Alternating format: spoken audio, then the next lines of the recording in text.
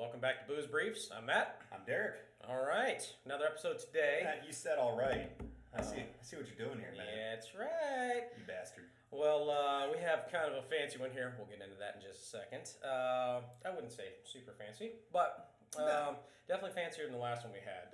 Our last review was of a rare breed wild turkey that was past its prime. So Yeah, it had been opened on my shelf for 8 or 9 months.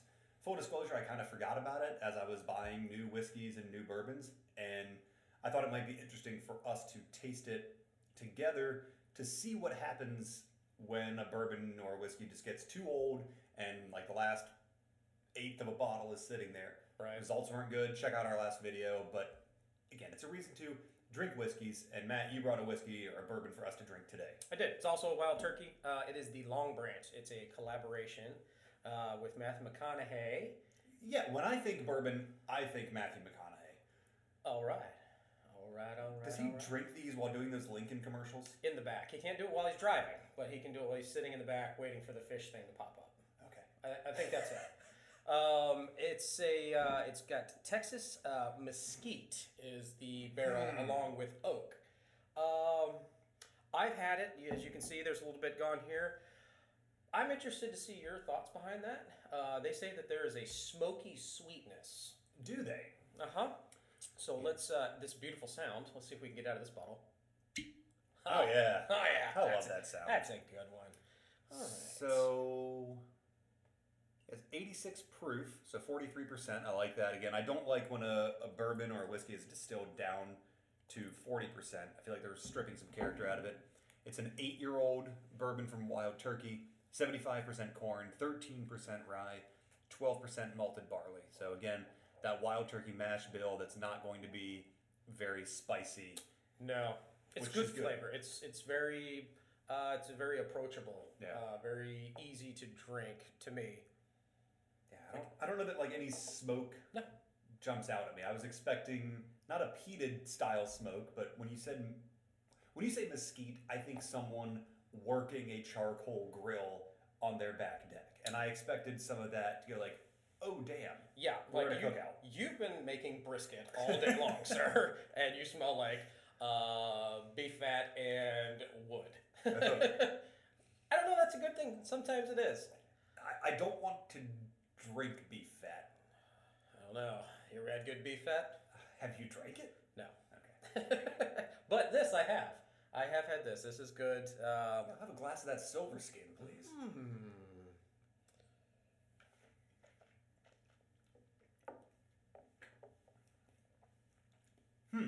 Okay. Right? That's almost the same reaction I had when I poured it by myself the first time. And Yeah. my wife and dogs looked at me like I was crazy. It is a little different. I don't know that I would say, oh yeah, I get the mesquite. But it's a little different. It's not like a charred barrel from Jack Daniels where we're like, holy crap, that's Yeah. charcoal. That is tastes like somebody dug it out of their backyard in their Weber and then poured whiskey over it. Yeah. That's not this. But it's not an oak taste. It's not a No. It's not a sherry cask taste. You can definitely tell there's a different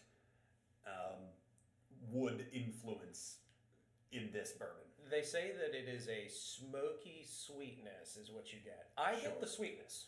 There's a tremendous amount of writing in this little book here. Yeah.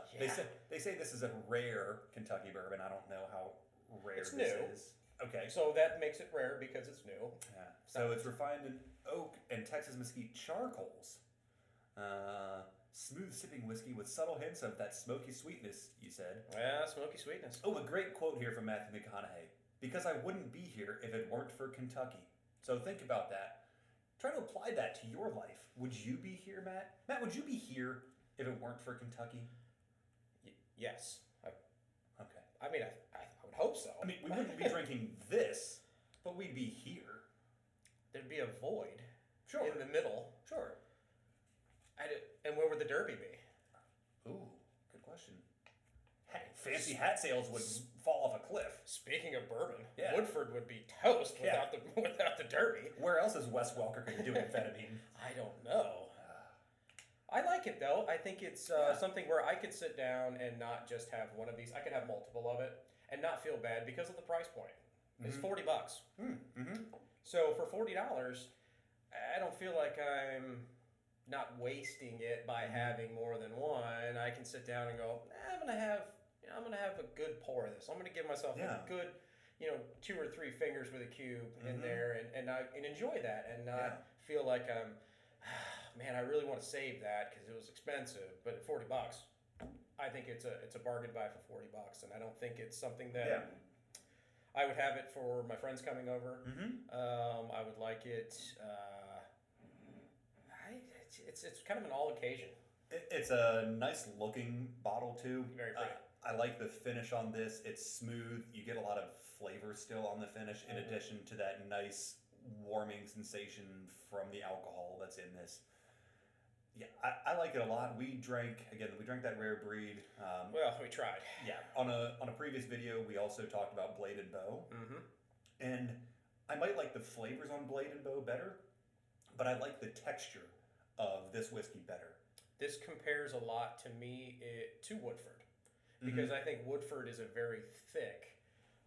We actually have a bottle back here. Oh, look at you! You can see just even in the color between the two. The Woodford's a little bit darker, but to me, when I think of a thick bourbon, I think of Woodford. I just think that is, it's dessert bourbon to me. Yeah. I don't know if that makes any sense, Sure. but if I want an old fashioned, Woodford's it. This might be good in an old fashioned. It's got enough complexity, and it'll take the other flavors well. Yeah, I like this. I would say at the $40 range for bourbon, I think this is a really good value. I don't know if I'd go to it's a steal, but it's one that for $40 I would not shy away from by any means. No, if you see it, it's the first time I had seen it, like I just talked about, it's new. So it caught my eye. I was looking at the wild turkeys. It was like, maybe a little 101, try something different. Looking at the rare breed. I'm like, I'll give it a try. How are you going to know if you like it if you don't try it? 101 is a great value whiskey. Probably one of the best. Yeah. I would agree with that as well. People love to hate on it because it's so inexpensive and it has a little red plasticky screw cap on it, but bang for your buck, Wild Turkey 101 is absolutely delightful. Also, a great golf course drink. Good to know. It happens sometimes. Right. So, but I enjoy that. I like that. It's something that I would 100% buy again. So in its class of, $40 price range bourbons, what would you give this out of 100? I would say 87, 88. I think if it, I don't know. I think if it stood out a little bit more, like you would think it would, maybe I would score it a little higher. Maybe if it truly did, if I could go, holy crap, that's mesquite. Yes. Because I use mesquite in my smoker, so I know what that smoke smells like. That's what I use, but I don't get that there. Yeah. So I don't know if that's just a gimmick kind of thing, because you don't see mesquite a lot in bourbon. No. Whiskey, any of it. You just don't see that outside of food. You don't see it. So maybe I've just never tasted it before and don't know what liquid mesquite tastes like. I don't know. But I think that 87, 88 is right around the range that I would give it. And I hate that I'm agreeing with you on these scores so often. Like, we're rarely more than a point apart. I'd go 87. I don't think I want to go 88 on this. I like the texture of this. I like that little bit of different cask or charcoal's taste in this. I agree with you that I wish something jumped out and went, oh yeah, that's obviously mesquite. That's really nice. But I just wish there were more flavor in this. I'm just getting more alcohol and wood than I am the bourbon itself. So for $40, you can have this, or for $26, you can have Wild Turkey, regular Wild Turkey. The 101? What would you rather have? Either one. Because I'd prefer to have this. Yeah. I like this. I think it's a very enjoyable bottle. I don't think at $40 it's a bad value at all. I don't think so either. I think it's something that I would buy again. I think, for my scoring system, anything more than 85 is not bad at all. No. That's a B plus and above. No.